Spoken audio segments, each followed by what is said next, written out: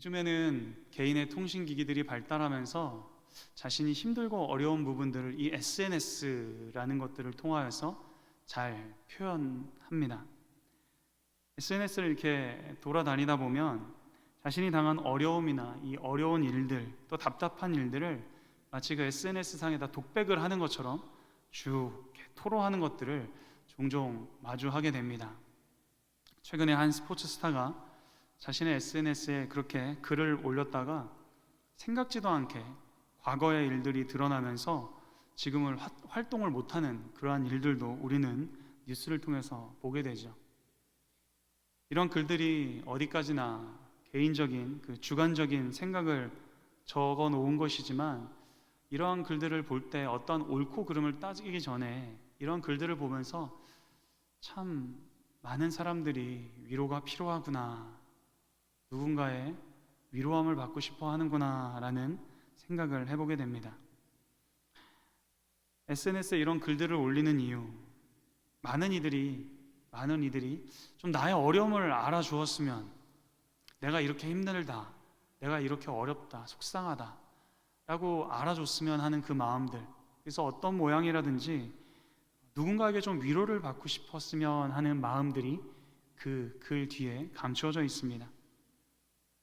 이것은 비단 SNS 상에서만 있는 일들이 아니죠.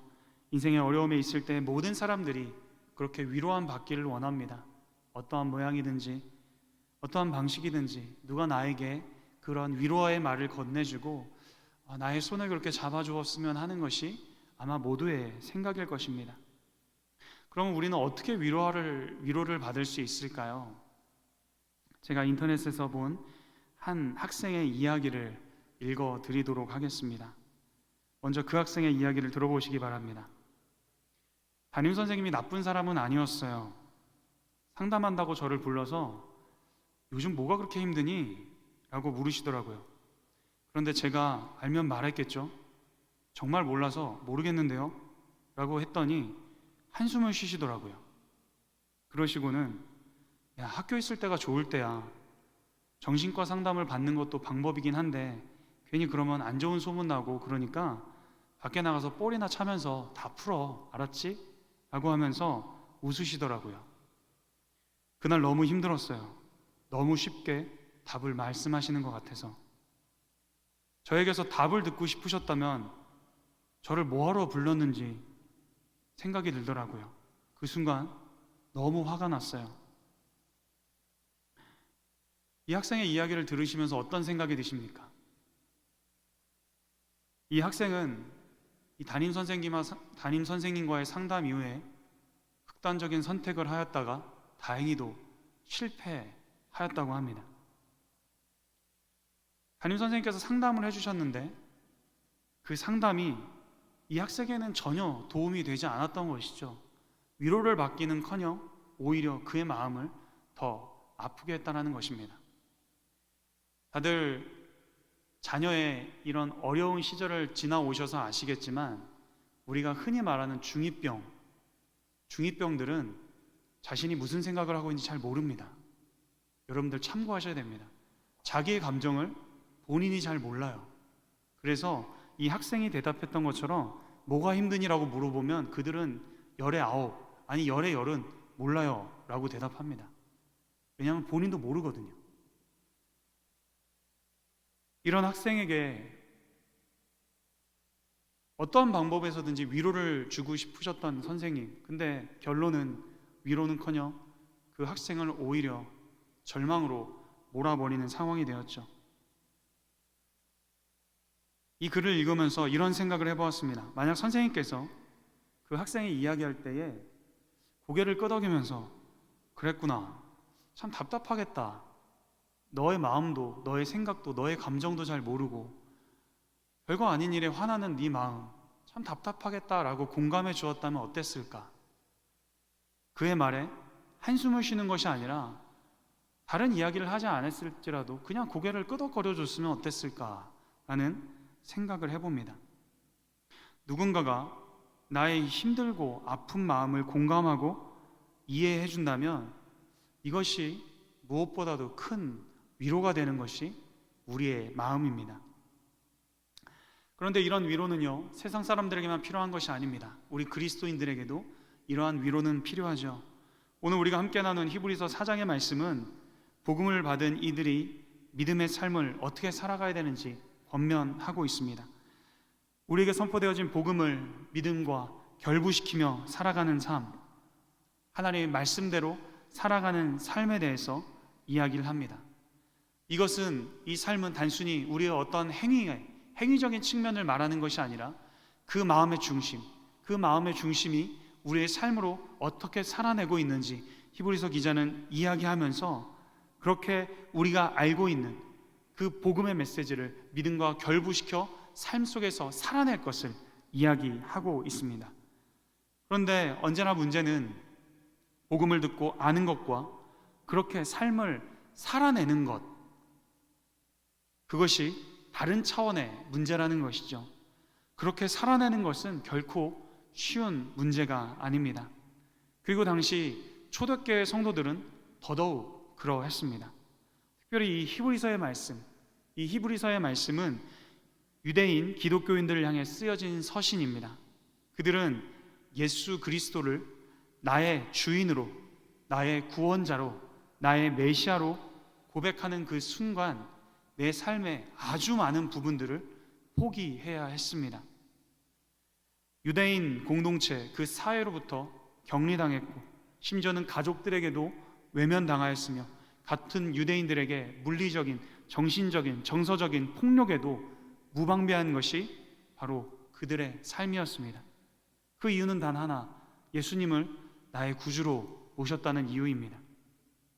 그래서 온갖 핍박과 박해를 피하기 위해 다시금 유대교로 돌아가고자 하는 그 유혹에 날마다 빠지는 것이 그때 당시 유대인 기독교인들의 삶의 모습이었습니다. 그런 이들에게 믿음의 확신과 장래의 소망을 주기 위하여서 히브리서의 저자는 이 서신을 기록하고 있는 것이죠. 그런 그들에게도 위로가 필요했던 것입니다. 그래서 오늘 우리가 같이 나눈 이 말씀을 히브리서의 저자는 써내려가며 그들이 이 말씀으로 위로함 받기를 원했던 것이죠. 그들이 무엇으로 위로함을 얻을 수 있을까요? 이런 어려운 가운데 있었던 그 성도들이 어떻게 위로함을 받을 수 있겠습니까? 지금 우리도 이 시대 가운데 참 다르지 않은 시대를 살아갑니다. 교회에서 어떠한 모임이나 예배 자리에 나오는 것 하나만으로도, 교회 다닌다는 것 하나만으로도 손가락질 당하고 또한 많은 이들에게 이유 없는 비난을 당하는 것이 지금의 세대입니다. 어디 가서 내가 교회 다닙니다 라고 말하기에 너무나도 힘든 삶이 우리의 현실이죠. 전화신방을 하며 우리 남자 집사님들이랑 통화를 해보면 참 절박합니다. 내가 교회 다닙니다 라고 말 한마디 하면 너무나도 많은 걸 포기해야 하고, 당장 그렇게 고백하는 순간 당장 이번 주일날 교회에 나가는 것조차 제한을 받아야 하고, 사람들에게 안 좋은 눈총을 받아야 되고, 야, 교회 다니는 사람들은 다 그러냐? 라는 비난을 마치 내가 했던 것처럼 다 감수해야 되는 현장이 바로 지금 우리가 겪고 있는 시대입니다. 이런 상황에서 우리가 무엇으로 위로를 얻을 수 있겠습니까? 많은 이들은 이런 어려운 상황 가운데 사람을 통해서 위로를 받기 원합니다. 사람에게 위로받고 싶어 하죠. 그런데 우리가 앞에서도 한 학생의 이야기를 보았듯이 위로하는 것이, 사람의 위로가 그렇게 쉽지 않을 뿐더러 무엇보다도 사람의 위로에는 한계가 있다라는 사실입니다. 우리가 성경에서 고난의 사람 하면 제일 먼저 떠오른 사람이 누구인가요? 너무 쉬운 문제라서 아무도 대답 안 하시는 거죠. 그죠? 우리가 수요일 날마다 예배 때마다 보고 있는 욥입니다. 우리가 욥의 고난을 잘 알고 있습니다. 그는 아주 신실한 사람이었고 하나님 앞에 온전한 사람이었습니다. 그런데 사단의 시험을 받아서 그가 가지고 있었던 많은 재산을 하루아침에 다 몰수당하게 됩니다. 그뿐인가요? 10명의 자녀를 하루아침에 다 잃어버립니다. 그리고 자신의 몸 또한 병들어서 만신창이가 되어버리고, 차라리 죽었으면 좋겠는데 죽지도 못하고 그 아픔을 몸에 지니고 삶을 살아야 되는 욥의 모습을 우리는 수요일날마다 보죠. 그때 욥은 깨닫지 못하였지만 결국 그 욥의 고난은 믿음으로 인하여 당하는 고난이었습니다. 이렇게 어려운 가운데 있을 때에 욥을 위로하기 위하여 세 친구가 등장하죠. 엘리바스, 빌닷, 소발이 욥에게로 찾아옵니다. 우리는 이 욥의 세 친구에 대해서 썩 좋은 이미지를 가지고 있지 않습니다. 욥기의 말씀을 읽어보셔서 아시겠지만 욥기의 거의 대부분의 이야기가 욥과 이 세 친구들이 서로 변론하고 정죄하는 이야기를 계속 반복합니다. 담임 목사님 말씀하신 것처럼 그렇게 8라운드를 반복하죠. 거의 욥기의 전체를 이 이야기가 차지하고 있습니다. 욥과 논쟁하고 욥을 정죄하고 오히려 욥을 더 괴롭게 했던 이 세 친구, 우리는 이 세 친구를 나쁜 친구들이라고 생각합니다. 그런데 저는 개인적으로 이 세 친구를 좀 변호해주고 싶습니다. 이 세 친구가 욥을 찾아온 이유가 무엇일까요? 욥기 2장 21절에 이렇게 이야기합니다. 그때에 욥의 세 친구, 세 사람이 이 모든 재앙이 그에게 내렸다함을 듣고 각각 자기 지역에서부터 이르렀으니 그들이 욥을 위문하고 위로하여 서로 약속하고 오더니. 아멘. 욥을 위문하고 위로하기 위해서 그들이 모였다, 이렇게 이야기하고 있습니다. 어려울 때 돌아봐주고 찾아와주는 친구, 좋은 친구 아닌가요? 처음부터 욥을 정죄해야지, 내가 저 녀석을 괴롭혀야지 라고 그들이 찾아온 것이 아니었습니다. 그리고 그 이후에 새 친구들의 모습을 보겠습니다. 욥기 2장 12절로 13절 말씀 우리가 같이 한번 읽어보도록 하겠습니다. 같이 읽습니다. 눈을 들어 멀리 보매 그가 욥인 줄 알기 어렵게 되었으므로 그들이 일제히 소리질러 울며 각각 자기의 겉옷을 찢고 하늘을 향하여 티끌을 날려 자기의 머리에 뿌리고 밤낮 7일 동안 그와 함께 땅에 앉았으나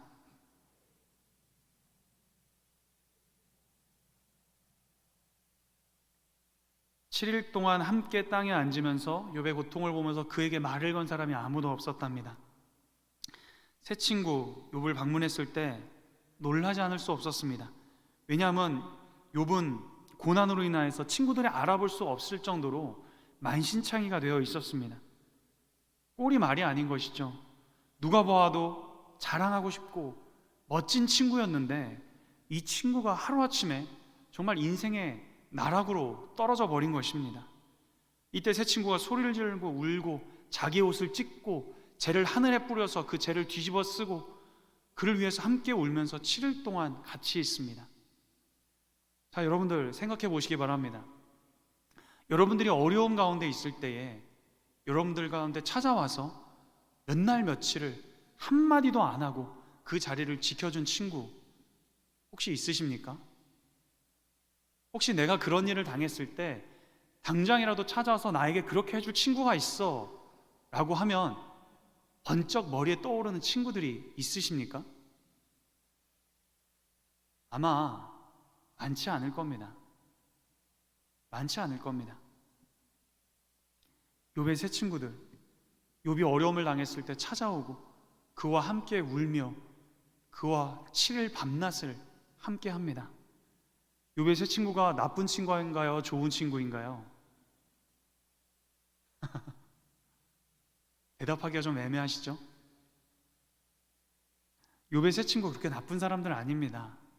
나쁜 사람들이 아니었습니다. 그러나 이후에 우리가 알고 있는 것처럼 그 세 친구가 결국 욥을 정죄하고 논쟁하면서 하나님 앞에 책망을 듣게 되죠. 이 모습에 대한 분량이 너무 커서 우리는 세 친구를 그렇게 좋지 않은 시선으로 바라보는 것입니다. 이것을 통해 우리가 무엇을 알 수 있습니까? 사람의 위로는 분명히 한계가 있습니다. 7일 밤낮을 욥과 함께 있었지만 그들도 그들 마음에 한계가 생긴 겁니다. 그들 생각에 한계가 생긴 겁니다. 어떻게 해서 이 녀석이 이렇게 어려움을 당할 수 있지? 어떻게 그 멋지고 잘 나가던 욥이 이렇게 고통을 당할 수 있지? 그러면서 자기 딴에 위로해 준다는 것이 야 빨리 회개해, 그럼 하나님이 용서해 주실 거야, 빨리 회개해. 그럼 하나님께서 너를 회복시켜 주실 거야. 너무 쉽게 답을 내어주는 것이죠. 너무 쉽게 이야기를 했던 것이죠. 결국 그것이 그들이 이해하고 이해한다지만 그들이 갖고 있는 한계로 다 위로할 수 없는 그러한 위로를 내었던 것입니다. 서로 간의 상황과 환경이 다르기 때문에 다 이해할 수 없는, 그래서 결코 다 위로해 줄 수 없는 것이 우리 사람의 한계이죠. 오늘 히브리서의 저자는 이 고난과 어려움 가운데, 아픔 가운데 있을 때에 우리가 위로를 얻기 위하여서 어떠한 방향으로 나가야 되는지 분명히 제시해 주고 있습니다. 오늘 본문 16절의 말씀을 우리가 다시 한 번 더 읽어보도록 하겠습니다. 같이 읽습니다. 그러므로 우리는 긍휼하심을 받고 때를 따라 돕는 은혜를 얻기 위하여 은혜의 보좌 앞에 담대히 나아갈 것이니라. 아멘. 긍휼하심을 받고 때를 따라 돕는 은혜를 얻기 위하여 우리가 어디로 나아가야 한다고요? 바로 은혜의 보좌 앞으로 나아가야 된다라고 이야기합니다. 하나님 앞으로 나아가야 한다는 것이죠. 우리 주님 앞에 나아가야 한다는 것입니다. 거기에 진정한 위로가 있고 은혜가 있고 오직 우리 주님께만 참된 위로가 있다라고 오늘 히브리서 기자는 이야기하는 것입니다. 지금 상황과 현실 앞에서 당하는 그 어려움 가운데 다른 곳, 세상 사람들에게, 다른 것에게 위로를 얻으려고 애쓰지 말고 하나님 앞에 나아가라 라고 지금 히브리서 기자는 이야기합니다. 정답입니다. 그죠? 이것은 분명한 정답입니다. 그런데 이렇게 말하는 것만으로는 충분하지 않습니다. 우리가 왜 은혜의 보좌로 나아가야 할까요? 우리가 왜 온 은혜의 보좌로 하나님 앞으로 나아가야 할까요?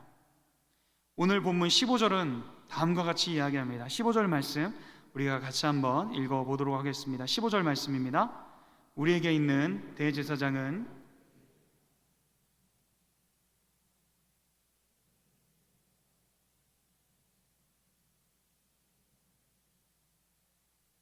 아멘. 모든 일에 우리와 똑같이 시험을 받으신 이로되 죄는 없으시니라. 아멘. 또 한 가지의 성경의 사건을 이야기하고자 합니다. 나사로의 사건을 잘 알고 계시죠? 요한복음 11장에 등장하는 나사로의 사건.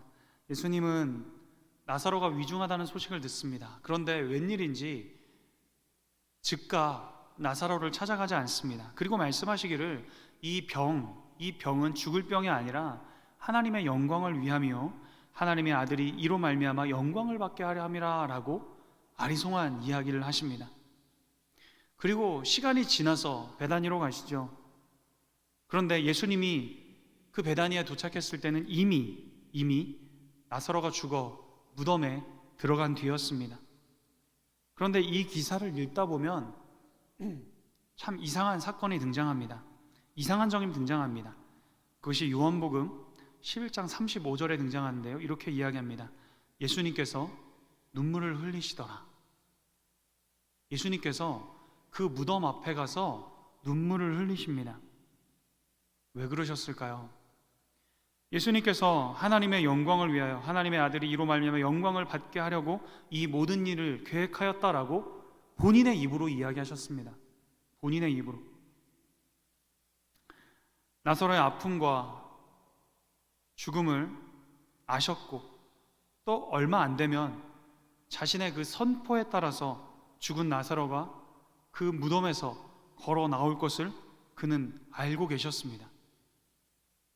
모든 것이 예수님의 그 큰 그림, 요즘 친구들이 말하는 그 빅픽처 안에 다 들어있었던 내용이었습니다. 그럼에도 불구하고 예수님께서 나사로의 무덤 앞에서 눈물을 흘리십니다. 왜 우실까요? 왜 우셨을까요?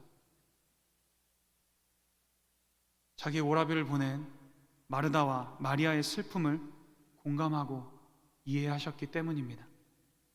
예수님 언제 오실까? 조바심을 내며 마음을 졸이던 그 마음, 자신들의 힘으로 아무것도 할 수 없어 발만 동동 굴렀던 그 자매들의 답답함, 그렇게 오라비의 죽음을 지켜보아야 했던 두 누이의 절망, 오라비가 죽기까지 끝내 오시지 않은 그 예수님에 대한 원망과 상한 마음, 사랑하는 가족을 먼저 떠나보내고 감당할 수 없는 그 막막함과 참담함, 그 모든 마음을 예수님께서 아셨기 때문입니다.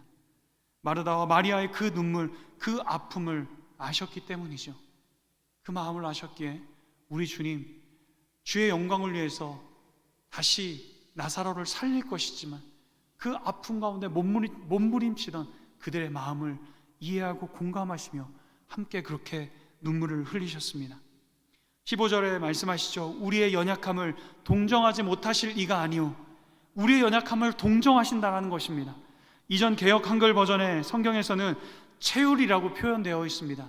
체휼이라는 이 단어는 내가 경험함으로 상대방을 이해한다라는 의미입니다. 다시 말하면 우리의 아픔과 어려움을 머리로만 관념적으로만 이해하는 것으로 끝나는 것이 아니라 몸소 체험함으로 내가 그 아픔을 경험함으로 그 상대방의 아픔과 어려움을 이해해 주신다라고 하는 것이지요. 다음 주면 기독교의 가장 중요한 절기 중에 하나인 고난주간과 부활절을 저희는 맞이합니다. 고난주간과 부활절은 예수님의 고난과 십자가의 죽으심 그리고 부활을 기념하는 날입니다. 예수님께서 공생애 동안 많은 일들을 하셨죠. 천국의 복음을 선포하시고 많은 이들의 병을 치유하시고 오늘 본 것처럼 죽은 이를 살려내셨습니다. 그리고 일평생 가운데 날마다 가난에 찌들어 있던 이들에게 배부름이라는 것을 알게 해주시고 그렇게 먹고도 남는 놀라운 기적의 사건들을 그들에게 베풀어 주셨습니다. 예수님의 이러한 모든 일들을 행하신 이유는 자기의 명성, 자기의 권위를 위해서도 아니었습니다. 오직 하나, 십자가를 통해 죄 많은 우리에게 참된 안식을 주시기 위해서였습니다. 예수님의 인생은 우리의 참된 위로를 향한 걸음이었습니다. 예수님의 마지막 목표가 무엇이었습니까? 십자가 지심이었습니다. 그가 많은 일을 행하셨지만 결국에는 우리의 참된 안식을 향한 그 걸음이셨습니다. 모든 일에 우리와 똑같이 시험을 받으신 이로되 죄는 없으시니라. 죄가 없으신 분이십니다. 다시 말하면 모든 일에 우리와 똑같이 시험을 받으실 이유가 하나도 없으신 분이십니다. 그런데 우리와 똑같이 시험을 받으셨습니다. 왜일까요? 우리 때문이죠. 우리 때문에 우리의 아픔과 슬픔, 이 연약함을 공감하시기 위해서입니다. 단지 머리로만 알고 이해하고 공감하는 것이 아니라 자기 스스로 그 아픔 가운데 자신을 내어 던지면서까지 우리와 동일한 아픔을 경험하셨고 그것을 부족하여서 죄된 우리를 위해서 진정한 위로를 위하여서 그렇게 자기 자신을 십자가에 내어 던지셨던 것입니다. 그분이 우리를 깊이 이해하시기 위해서 그냥 네가 힘들구나 아프구나 끝나는 것이 아니라 그 마음 나도 안다. 그 마음 나도 안다. 그 아픔 나도 안다. 그렇게 말씀해 주시기 위해서 십자가를 스스로 지셨다는 것입니다. 우리는 종종 하나님을 향하여서 이야기하죠. 하나님은 하나도 알지도 못하면서 하나님 내가 얼마나 힘든지 내가 얼마나 아픈지 당신은 모르시잖아요. 우리는 그렇게 원망하죠. 그런데 정말 그러십니까? 아니요. 우리 주님 너무나도 잘 알고 계십니다. 그분이 우리가 이 죄로 인하여서 당할 그 아픔과 어려움과 또 지금 당하는 이 고난을 너무나도 잘 아시기 때문에 너무나도 잘 아셨기 때문에 그렇게 십자가의 길을 묵묵히 걸어가셨던 것입니다. 그분은 우리를 위하여서 스스로 십자가의 길을 마다하지 않고 걸어가셨습니다. 그 길을 가시기 위해서 땀이 피가 되도록 하나님 앞에 매달리셨습니다.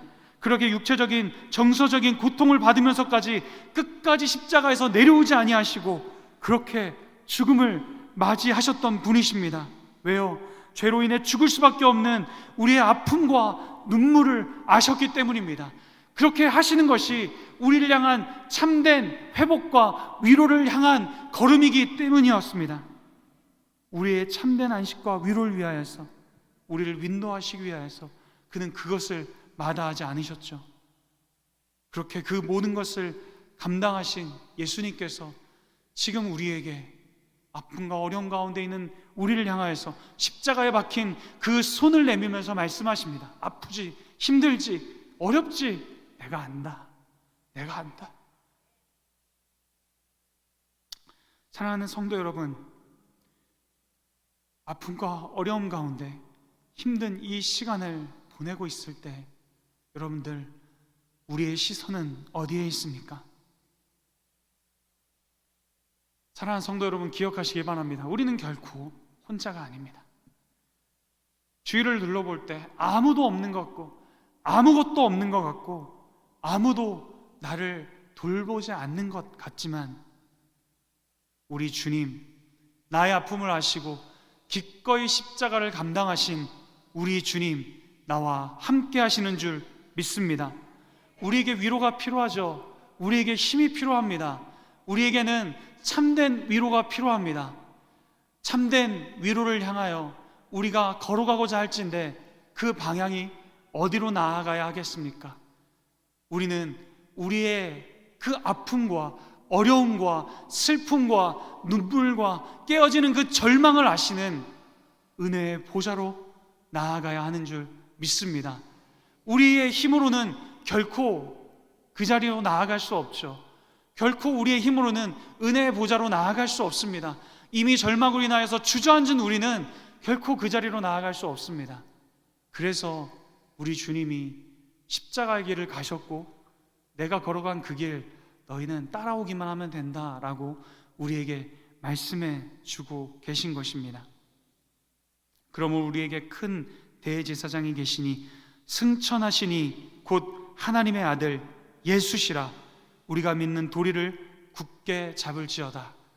우리가 예수님의 옷자락을 굳게 잡으면 그 은혜의 보좌로 나아가게 되는 줄 믿습니다. 그분이 우리의 참된 위로요, 희망이요, 우리에게 참된 안식이 되시는 줄 믿습니다. 프랑스의 신학자이자 수학자, 철학자이고 과학자였던 파스칼의 팡세에 이러한 메모가 있습니다. 제가 참 좋아하는 이야기인데요, 결코 침몰하지 않으리라는 보장이 있다면 폭풍이 휘몰아치는 배 안에 있는 것은 오히려 즐거운 일이다. 교회를 괴롭히고 박해는 이러한 성질의 것이다. 우리의 인생의 어려움으로 인하여서 마치 우리의 인생이 끝나고 영원한 나락으로 떨어지게 된다면 그것은 두렵고 반드시 피해야 할 일이겠죠. 그러나 기억하십시오. 우리 주님이 함께 하시기 때문에, 우리 주님이 우리를 붙잡아 주고 계시기 때문에 주님께서 우리를 위하여 참된 위로를 향하여 십자가의 길을 가셨기에 우리는 결코 침몰하지 않고 결코 무너지지 않는 줄 믿습니다. 주님께서 우리의 손을 붙잡아 주신다면 이 파스칼이 고백했던 것처럼 오히려 이러한 상황은 우리에게 희망이요, 또한 주님께서 나와 함께 하심을 경험하는 은혜의 시간이 되는 줄 믿습니다. 참 어려운 때입니다. 그 어느 때보다 교회가, 또 우리 성도들이 많은 위로가 필요한 때입니다. 여러분들, 우리 주님을 붙잡으십시오. 십자가에 우리를 위하여 기꺼이 달리신 그 주님을 기억하십시오. 우리가 그 주님을 기억하며 그 은혜의 보좌로 나아갈 때에 주님께서 우리의 참된 안식과 위로와 힘과 능력이 되어 주시는 줄 믿습니다.